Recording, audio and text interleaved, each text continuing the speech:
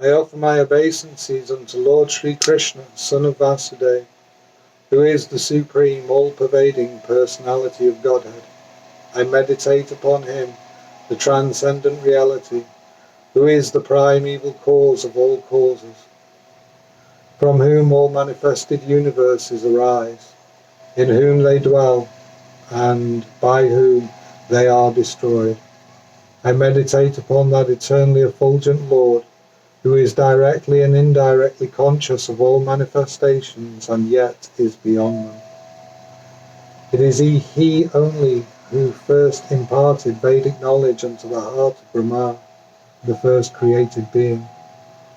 Through him this world, like a mirage, appears real, even to great sages and demigods. Because of him, the material universes, created by the three modes of nature, appear to be factual, although they are unreal.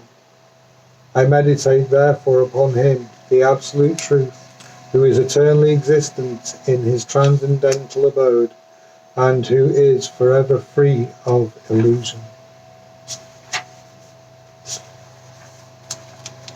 Completely rejecting all religious activities which are materially motivated, this Bhagavat Purana propounds the highest truth, which is understandable by those devotees who are pure in heart. The highest truth is reality distinguished from illusion for the welfare of all. Such truth uproots the threefold miseries. This beautiful Bhagavatam, compiled by the great sage Vyasadeva, is sufficient in itself for God realization. As soon as one attentively and submissively hears the message of Bhagavatam, he becomes attached to the Supreme Lord.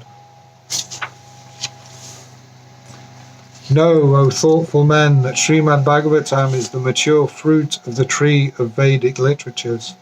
It emanated from the lips of Sri Sukadeva Goswami. Therefore this nectarian fruit is all the more relishable by liberated souls.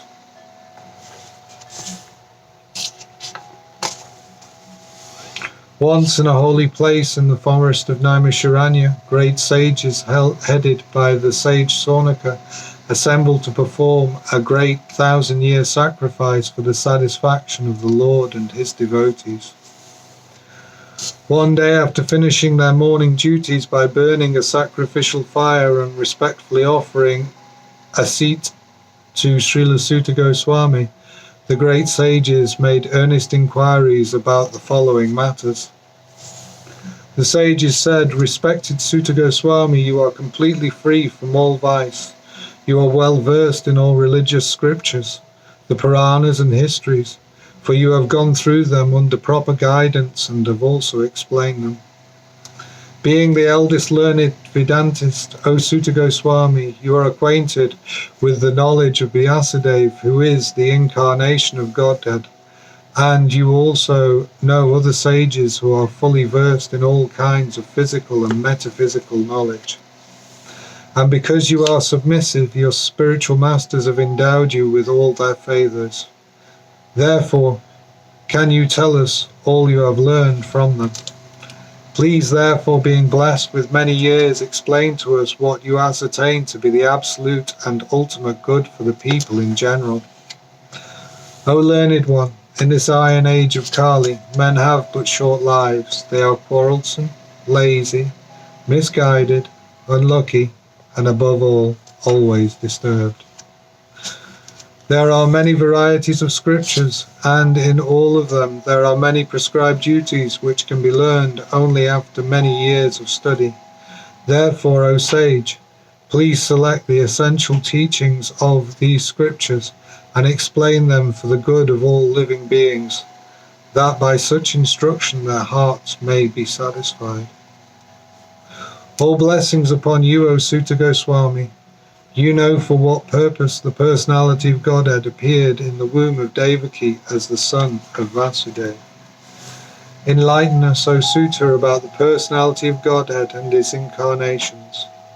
We are eager to learn those teachings imparted by previous masters, acharyas, for one is uplifted by hearing them.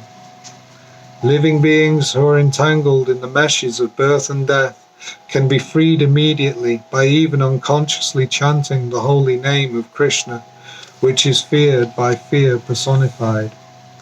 O Sutta, those great sages who have completely taken shelter of the lotus feet of the Lord can at once sanctify those who come into touch with them, whereas the waters of the Ganges can sanctify only after prolonged use.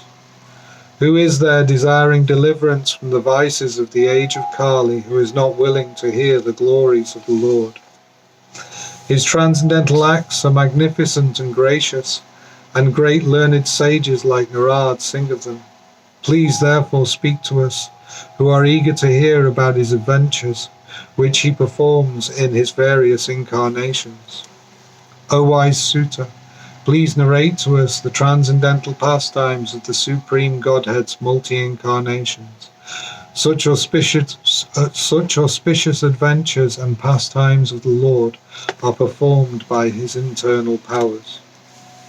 We never tire of hearing the transcendental pastimes of the personality of Godhead, who is glorified by hymns and prayers. Those who enjoy association with him relish hearing of his pastimes at every moment.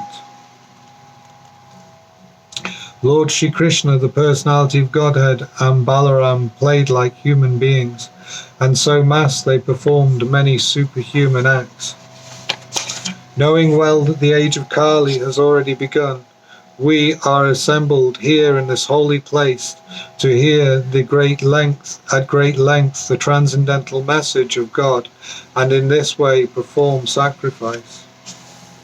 We think that we have met your grace by the will of Providence, and thus we have accepted you as captain of the ship for those who desire to cross the dangerous ocean of Kali, which destroys all the good qualities of a human being.